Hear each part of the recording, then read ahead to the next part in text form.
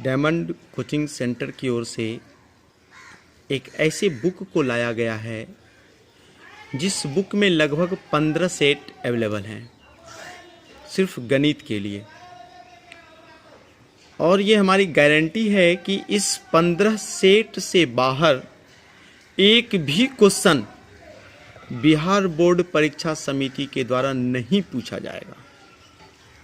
आपसे रिक्वेस्ट है कि आप बारी बारी से इस 15 सेट को बना लें ताकि आप 100 में 100 मार्क्स भी ला सकते हैं।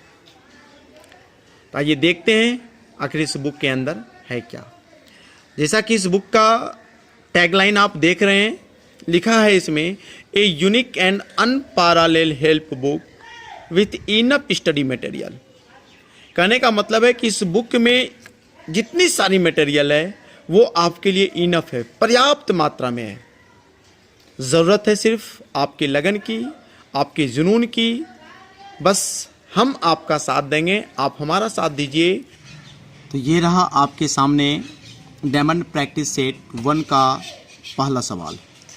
पहला सवाल कहता है कि √3 है एक क्या है, परिमेय संख्या, प्राकृत संख्या, अपरिमेय संख्या, इनमें से कोई नहीं। तो √3 आपका एक अपरिमेय संख्या है। फिर कहता है कि दो परिमेय संख्याओं के बीच परिमेय संख्या होती है। दो परिमेय संख्याओं के बीच कितनी परिमेय संख्या होती है? तो दो परिमेय संख्याओं के बीच अनंत परिमेय संख्या होती है। तीसरा नंबर क्वेश्चन है द्विघात समीकरण के विवेचक शून्य के बराबर हो, विवेचक शून्य के बराबर हो तो दोनों मूल होंगे। द्विघात समीकरण के विवेचक शून्य के बराबर हो तो दोनों मूल। तो याद रखिए आप कि इसमें जब द्विघात समीकरण होगा विवेचक शून्य यानी कि डी यानी कि b² - 4ac बराबर जब कह रहा है कि शून्य होगा तो दोनों मूल इसका क्या होगा? तो दोनों मूल इसका होगा वास्तविक होगा और समान होगा, वास्तविक होगा और समान होगा। कहता है अर्धगोला का संपूर्ण सतह का क्षेत्रफल क्या होता है? अर्धगोले के संपूर्ण सतह का क्षेत्रफल दिया गया है 12 सेंटीमीटर, 3πr², 2πr², πr²। तो इसका आंसर होगा अर्धगोले का संपूर्ण सतह का क्षेत्रफल होता है 3πr²। कहता है दो वृत्त की परिधियां 2:3 हैं तो उनकी त्रिज्याओं का अनुपात क्या होगा? दो वृत्त की परिधि दे रखा है 2:3 तो उनकी त्रिज्याओं का अनुपात क्या होगा? तो ऐसे सवाल को बनाने के लिए आप क्या करेंगे ना कि एक त्रिज्या r बराबर दे रखा था इन्होंने 2, अब दूसरी त्रिज्या फिर से r बराबर दे रखा था इन्होंने कितना 3। तो समझिए एक r1 है एक r2 है। अब बोला कि दो वृत्त की परिधि है ये, तो वृत्त का परिधि क्या होता है 2πr होता है। तो 2πr1 अनुपात में तो 2πr2। तो देखिए 2π कैंसिल हो जाएगा। r1 कितना है 2 है, r3 कितना है 3 है, तो ये कितना हो जाएगा 2:3 हो जाएगा। तो इस प्रकार इसका आंसर जो होगा क्या हो जाएगा 2:3 हो जाएगा। फिर बिंदु -4 और 3 किस पाद में है? तो देखिए -4 और 3 किस पाद में, इस चीज को बनाने के लिए आप क्या करेंगे, इसी जगह हम सॉल्व कर देते हैं। -4 और 3 सबसे पहले आप इस तरह का एक अक्ष बना लेंगे। x चतुर्थांश इसको बुलाता है, x माइनस होता है, x प्लस होता है, y माइनस होता है और ये आपका y प्लस होता है। तो x माइनस अक्ष में इस पर सब यहाँ बीच में मूल बिंदु होता है जो 0 0 होता है। तो यहाँ से बाएं तरफ सब जितने भी डिजिट होगा इस पे, जितने भी निर्देशांक होगा इस पर सारे माइनस में ही होंगे।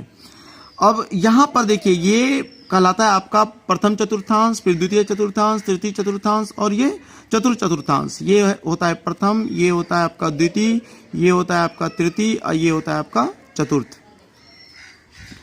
तो इसमें देखिए चूंकि ये जो x है ना ये प्लस में होता है और ये वाला y भी प्लस में होता है, तो इसमें जो भी निर्देशांक होगा वो प्लस प्लस होगा। उसके बाद देखिए ये वाला प्लस होता है, ये वाला माइनस होता है, बट पहले x होगा उसके बाद ही y होगा। तो x का चिन्ह इसमें माइनस है और y का चिन्ह प्लस है, तो इसमें माइनस और प्लस होता है। अब यहाँ पर देखिए ये x है और ये y है, तो x का चिन्ह माइनस है, y का चिन्ह आपका माइनस है, तो ये माइनस माइनस होगा। फिर यहाँ देखिए ये x प्लस है और ये वाला y जो है माइनस है, पहले x फिर y, x तो आपका प्लस है और y आपका माइनस है, तो यहाँ होगा प्लस माइनस। इस प्रकार प्रथम में बनेगा प्लस प्लस, द्वितीय में बनेगा माइनस प्लस, तृतीय में बनेगा माइनस माइनस और चतुर्थ में बनेगा प्लस माइनस। तो ऐसी स्थिति में आप क्या करेंगे, पूछा गया -4 और 3 किस पाद में है, यानी इनका पूछना है कि माइनस और प्लस। तो देखिए माइनस प्लस किस में, द्वितीय में है। माइनस और प्लस, पहले माइनस है फिर प्लस है, क्योंकि पहले x होता है तब y होता है। तो इस प्रकार से इसका जो आंसर होगा वो हो जाएगा द्वितीय पाद। क्या हो जाएगा, द्वितीय पाद हो जाएगा। तो फिर देखिए 8 नंबर सवाल क्या कर रहा है, 7 नंबर, कि सभी वर्ग होते हैं, सभी वर्ग होते हैं, सभी वर्ग क्या होते हैं, समरूप, सर्वांगसम, समानुपाती या इनमें से कोई नहीं। सभी वर्ग जो होगा, तो जितने भी वर्ग हमारे होता है सब तो दिखता तो एक ही जैसा है। ये भी वर्ग है आपका, ये भी वर्ग है, ये भी एक वर्ग है, अगर इसकी चारों भुजा समान हो। अगर चारों भुजा समान है तो ये वर्ग है।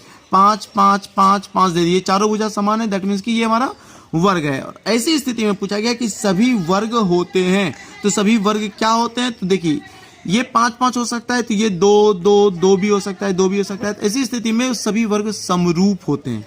क्या होते हैं, समरूप होते हैं। ये सर्वांगसम तब होता जबकि ये 5 है, ये 5 है, ये जितने भी वर्ग हैं सभी का अगर भुजा बराबर होता तो ये सर्वांगसम कहलाता। लेकिन सभी भुजा तो बराबर है नहीं, इसलिए क्या कहा जाएगा, ये समरूप होगा। 8 नंबर क्वेश्चन देखिए कह रहा है कि 1 2 3 4 5 6 7 8 9 10 में सम संख्या की प्रायिकता होगी। सम संख्या की प्रायिकता क्या होगी। देखिए कि इसमें जो देख रहे हैं कि सम संख्या की प्रायिकता, तो भाई आप एक बात याद रख लीजिए, ये प्रायिकता का एकदम मूल मंत्र बता रहे हैं। प्रायिकता का जो मूल मंत्र होता है ना, वो होता है कि संभावित संख्या अब बटे कुल संख्या। सबसे पहले इसमें कुल संख्या देखिए क्या है, 1 2 3 4 5 6 7 8 9 10, कुल संख्या इसमें कितना है, 10। आप 10 को नीचे लगा दीजिए। अब पूछ रहा है कि सम संख्या, तो सम जो 2 से कटेगा वही सम होगा। तो भाई 1 2 3 4 5, इसमें 5 सम संख्या है, यानी कि 5 ऊपर कर दीजिए। संभावित संख्या हो गया 5 और कुल संख्या हो गया 10।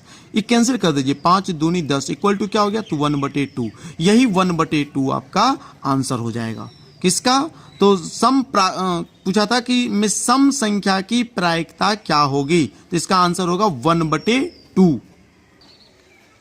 हालांकि ऑप्शन में ये चीज नहीं आ रहा है तो ये मिस हो गया है। 4/5, 5/9, 2/3, 1, तो देखिए 1/2 यही होगा, 1/2, ये 1/2 है। ठीक है, तो ये गौ नंबर इसका आंसर हो जाएगा। 9 नंबर सवाल कहता है tan a बराबर होता है, तो tan a फॉर्मूला है भाई। tan a किसका फॉर्मूला होता है, तो tan cot का उल्टा होता है, यानी cot 90 - a। ये a क्या है, थीटा है, यानी कि इसका ये जो बराबर होगा cot 90 - a के 90 - थीटा के बराबर होगा। ए इसका आंसर हो जाएगा। 10 कौशिक स्क्वायर ए बराबर होता है, तो कौशिक स्क्वायर ए बराबर क्या हो जाएगा, तो हमारे पास देख रहे हैं यहाँ 4 ऑप्शन है भाई। तो कौशिक स्क्वायर ए बराबर क्या हो जाएगा, इसमें देखिए यहाँ पर 4 ऑप्शन है। कौशिक स्क्वायर ए किसके बराबर है, तो आप देखेंगे कि हम इसको साइन स्क्वायर ए प्लस कॉस स्क्वायर ए को लिख सकते हैं 1, अब 1/, इसका वैल्यू होता है 1, अब 1 माइनस कॉस स्क्वायर ए को लिख सकते हैं साइन स्क्वायर ए, अब 1 माइनस साइन स्क्वायर ए को क्या लिख सकते हैं, कॉसेक स्क्वायर ए। तो इसका आंसर होगा गौ नंबर।